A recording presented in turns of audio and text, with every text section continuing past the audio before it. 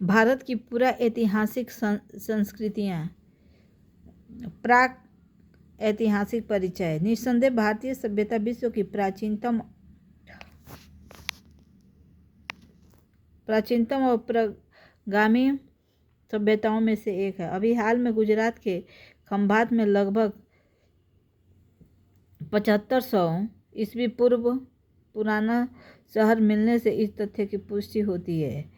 यह शहर विश्व भर में अब तक हुई पुरातात्विक खोजों में प्राप्त प्राचीनतम शहर है। भारत का प्राक इतिहास। पूरा पाषाण काल 5 लाख ईस्वी पूर्व से 10,000 ईस्वी पूर्व। मध्य पाषाण काल 10,000 ईस्वी पूर्व से 7,000 ईस्वी पूर्व। नव पाषाण काल 7,000 ईस्वी पूर्व के बाद। मानव के संपूर्ण विकास को समझने के लिए इसके इतिहास को विद्वानों ने 3 भागों में बांटा है। पहला, प्राक-ऐतिहासिक लिखित साक्ष्य नहीं, 30 लाख ईस्वी पूर्व से 3,000 ईस्वी पूर्व। आदि ऐतिहासिक काल लिखित साक्ष्य मिले किंतु पढ़े नहीं जा सके, जैसे सैंधव सभ्यता 3,000 ईस्वी पूर्व से 6,000 ईस्वी पूर्व। ऐतिहासिक काल लिखित साक्ष्य उपलब्ध।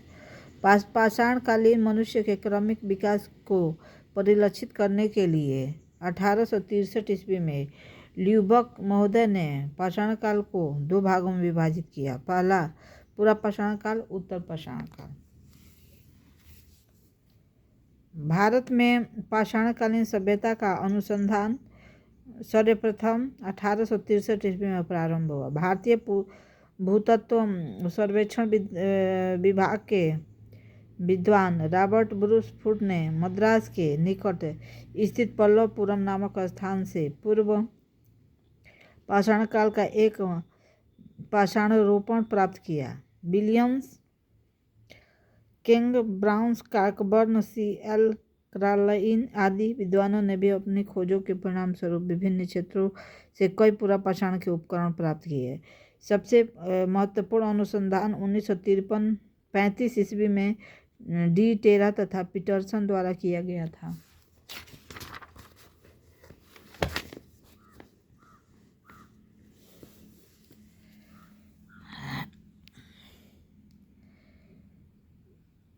पाषाणकालीन सभ्यताओं के संबंध में प्रथम जानकारी। पूरा पाषाणकालीन सभ्यता 1863 ईस्वी में रॉबर्ट ब्रूसफूड। मध्य पाषाणकालीन सभ्यता 1867 ईस्वी में C.L. कार्लाइल। नव पाषाणकालीन सभ्यता 1860 ईस्वी लेमने सूरियन। पाषाणकालीन विवरण। निम्न पूरा पाषाण गंडासा खंडक उपकरण, हस्त कुठार, बटिकास्म उपकरण, होमो रेट्स के अस्थि अवशेष नर्मदा घाटी से प्राप्त हुए हैं। सोहन घाटी संस्कृति के द्वारा प्रस्तुत अब पाकिस्तान में है। मुख्य स्थान पंजाब, ये मद्रास में है। पंजाब, कश्मीर, सिंध, केरल को छोड़कर। मध्य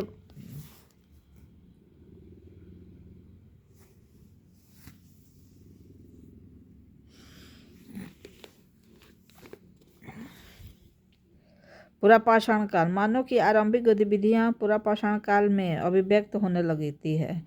इस काल में मानव अपने जीविकापार्जन के लिए शिकार और खाद्य संग्रह पर निर्भर था।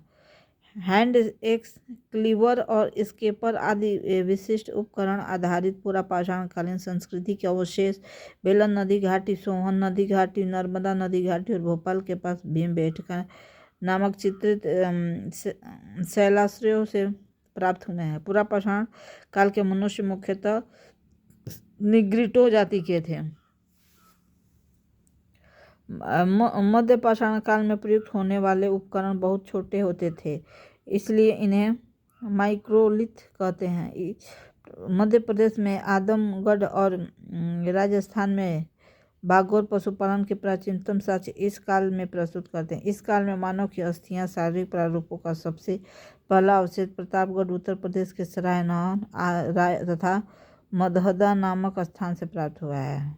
मध्य पाषाण काल में मिली समाधियों में मानव की अस्थियों के साथ कुत्तों की अस्थियां भी मिली हैं। नवपाषाण काल।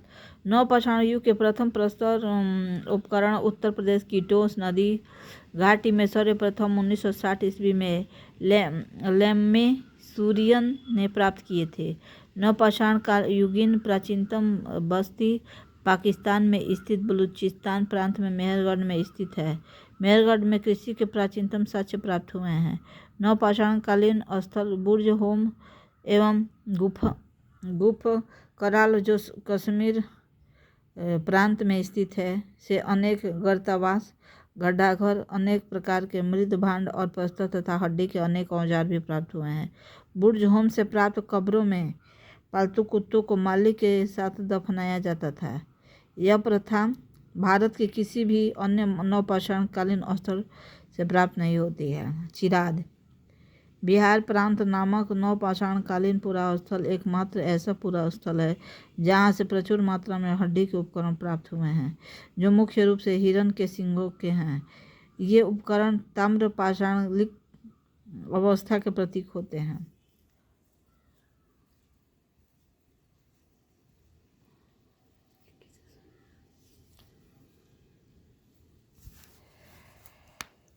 बुर्ज होम ये प्राप्त कब्रों से पालतू कुत्तों के मालिक के साथ दफनाया जाता था। यह प्रथा भारत के किसी अन्य नवपाषाण कालीन स्थल से प्राप्त होती है।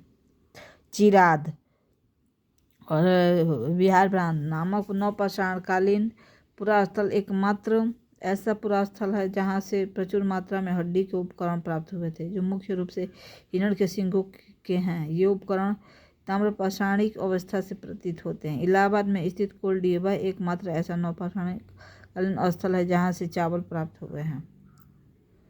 मेहरगढ़ से बसने वाले नवपाषाण युग के लोग अधिक उन्नत थे। वे गेहूं और कपास उपजाते थे, कच्ची ईंटों के घरों में रहते थे। दक्षिण भारत में नवपाषाण कालीन सभ्यता का मुख्य स्थल बेलोरी कर्नाटक प्रांत है।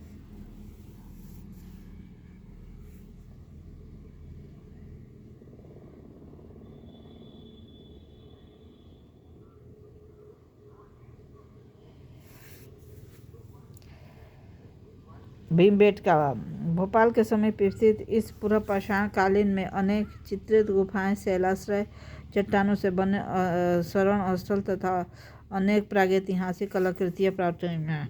आदमगढ़ मध्य प्रदेश के आदमगढ़ में राजस्थान के बागोर नामक मध्य पाषाणकालीन पुरास्थल से पशुपालन से के प्राचीनतम साक्ष्य मिले हैं। चिराद बिहार प्रांत में एकमात्र नवपाषाण कालीन पुरास्थल जहाँ से प्रचुर मात्रा में हड्डी के उपकरण मिला है।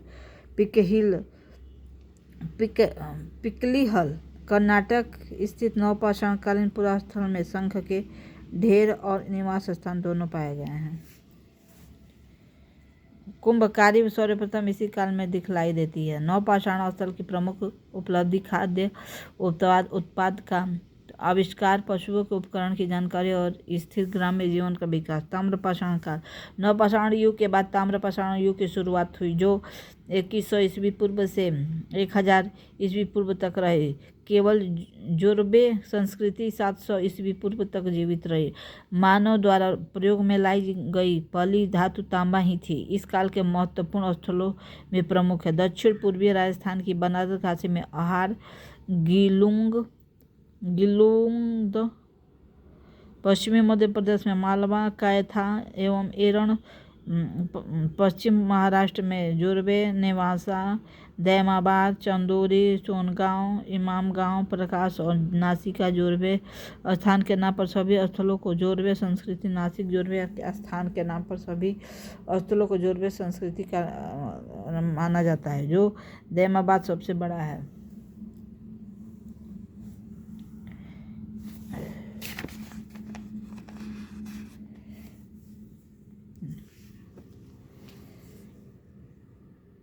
इमामाबाद में मातृ देवी की प्रतिमा प्राप्त होने से यह ज्ञात होता है कि लोग मातृ देवी की पूजा करते थे। ओहार का प्राचीन नाम ताम्बवती अर्थात तांबा वाली है।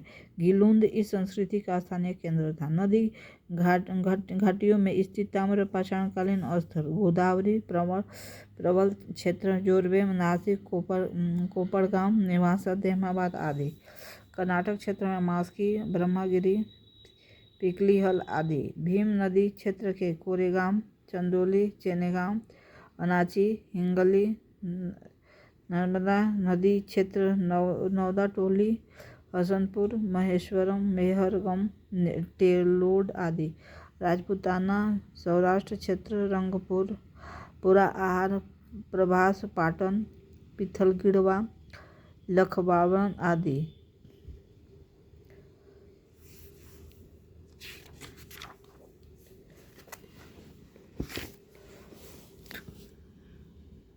यहाँ पे सामाजिक संरचना। समाज बस्तियों के ढांचे, रहन सहन, संस्कार विधियों से स्पष्ट होता है कि सामाजिक असमानता आरंभ हो चुकी थी। पाई गई कुछ बस्तियां 20 हेक्टेयर और बड़ी बड़ी थी, जबकि कुछ केवल 5 हेक्टेयर और उनमें से छोटी छोटी। इनमें से द्विस्तरीय निवास का आभास मिलता है। उपकरण और हथियार, पत्थर के छोटे छोटे औजार, कुल्हाड़ी एवं तांबे के अन्य वस्तुएं। कला, तांबे के शिल्प कर्म में दक्ष चरखे और तकलियां, पत्थरों के मनके, हाथी दांत के शिल्प, मिट्टी की मूर्तियां, खिलौने आदि। खाद्यान्न, गेहूं, चावल, मसूर, उड़द, मूंग और मटर का उत्पाद। वस्त्र और परिधान, कपास, सेमल की रुई से बने धागों के वस्त्रों का उपयोग। पशुपालन, गाय, भेड़, बकरी, सुअर और भैंस। धार्मिक आस्था, मातृ देवी की पूजा, ऋषभ की मूर्ति के प्रति धार्मिक आस्था। जीवन, अस्थायी आवासीय जीवन, झोपड़ियों और कच्चे मकानों में निवास। मृद भांड, काले और लाल रंग के मृद भांड, टोटी वाले जल पात्र, गोडीदार तस्तरियां और गोडीदार कटोरे।